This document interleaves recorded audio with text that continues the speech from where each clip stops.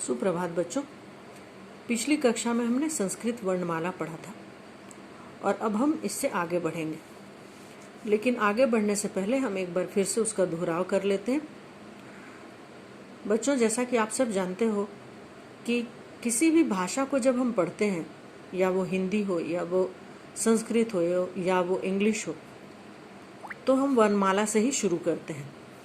हिंदी में हम अ आ क ख ग घ से शुरू करते हैं, इंग्लिश में हम ABCD से शुरू करते हैं, और इसी तरह संस्कृत में भी हम वर्णमाला से ही शुरू करते हैं।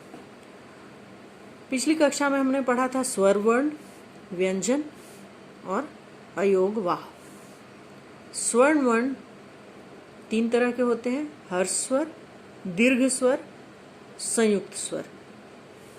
और व्यंजन में हम पढ़ते हैं स्पर्श व्यंजन, अंतःस्थ और ऊष्म। स्पर्श व्यंजन में क वर्ग, च वर्ग, ट वर्ग, त वर्ग और प वर्ग आता है। ठीक है बच्चों, ये तुम पहले पढ़ चुके हो। अयोग वाह जिनको हम डिपेंडेंट साउंड्स भी कहते हैं, उसमें 2 प्रकार के होते हैं, ये अनुस्वार और विसर्ग। तो अनुस्वार जैसा कि तुम देख रहे हो, ये साइन, ये जो ऊपर में डॉट लगाते हैं हम, जैसे हम अंगूर कहते हैं, जब हम पंख कहते हैं, जब हम पतंग कहते हैं, तो हम लोग अंग की मात्रा लगाते हैं। यही ये अनुस्वार है, और ये अंग की मात्रा जो है उसी को हम अनुस्वार कहते हैं, और ये ऊपर में लगता है। और दूसरा है विसर्ग। विसर्ग जो है वो उसमें अह की मात्रा में जब हम लगाते हैं, देखो 2 डॉट होता है इसमें, यह इसका साइन है, यह इसका निशान है।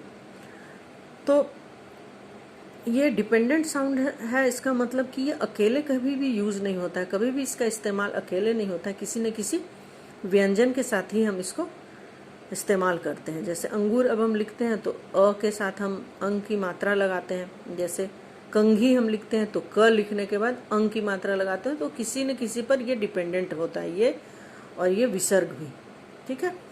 और इसके पहले हमने ये जाना है कि ये जो क और ख ये व्यंजन होते हैं, ये स्वरों के मिलने से बनते हैं। ये जो व्यंजन है, जैसे जब हम कहते हैं क, तो क के अंदर क हलंत और अ, ये दोनों को मिला के ये क कंप्लीट होता है। जब क हलंत होता है, हलंत जब हम लगाते हैं, इसका मतलब होता है ये आधा क है, ये कंप्लीट नहीं है, ये पूरा नहीं है। जब हम इसको अ के साथ जोड़ते हैं तब ये बनता है क। इसी तरह ख हलंत मतलब ये आधा ख है, और जब हम उसको अ के साथ जोड़ते हैं तो ये बन जाता है ख। तो जब हम इसका उच्चारण करते हैं क का, तो तुम करके देखो और तुम्हें ऐसा महसूस होगा कि जब तुम क कह रहे हो तब तुम अ भी साथ में कह रहे हो। क, ख, ग बोलते समय अ भी इसमें ऑटोमेटिकली इसका उच्चारण इसके साथ होता ही होता है। तो इसी तरह इसके अंदर में ये छुपा हुआ होता है एक तरह से। ठीक है। तो उस तरह से तुम देखोगे कि कोई भी व्यंजन है वो स्वर से मिल करके बनता है। ठीक है। अब हम आगे पढ़ेंगे कि शब्द कैसे बनते हैं। देखो बच्चों, वर्णों के मेल से ही शब्द बनते हैं। शब्द, जब भी कोई शब्द बनता है तो ये वर्ण के मेल से बनता है, इन वर्णों के मेल से बनता है। और ये वर्ण किससे बनते हैं? ये स्वर से मिलके बनते हैं। ठीक है। तो अब हम, जैसे हमें लिखना है छात्रः, तो छात्रः लिखने के लिए छ हलंत, इसमें आ की मात्रा, देखो यहाँ पे आ की मात्रा है ये, तो ये आ प्लस त हलंत प्लस र हलंत प्लस अ प्लस अह, इसको मिलाने से बनता है छात्रः। और यहाँ देखो त्र किसके योग से बना है? त हलंत प्लस र, ये इसके मिलने से बनता है त्र। ठीक है। तो ये हो गया छात्र।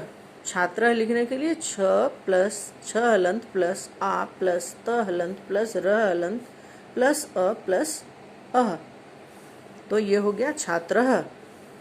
अब आगे हम देखो क्या लिख रहे हैं। ये है शिक्षकः। जब हम शिक्षकः लिखते हैं तब हम इसको कैसे लिखते हैं? श हलंत, और इसमें छोटी ई की मात्रा, देखो यहाँ छोटी ई की मात्रा लगी हुई, इसलिए यहाँ पे हम छोटी ई की मात्रा लगाते हैं, प्लस क हलंत श हलंत अ, ये हो गया। ये तीनों को मिलाकर बनता है क्ष। क्ष जब हम कहते हैं तब क हलंत प्लस श हलंत प्लस अ मिला हुआ रहता है, ठीक है। और इसके बाद प्लस अह, मतलब श हलंत प्लस ई छोटी ई प्लस क हलंत प्लस श हलंत प्लस अ प्लस अह विसर्ग, इसको मिला के बनता है शिक्षकः, जिसमें कि क हलंत प्लस श को मिला के बनता है क्ष। मैंने पहले भी बताया था तुम। अब है ये क्या है, विज्ञाह। विज्ञाह इसको हम कैसे लिखते हैं, व हलंत प्लस छोटी ई की मात्रा, देखो यहाँ छोटी ई की मात्रा है, प्लस ज प्लस य।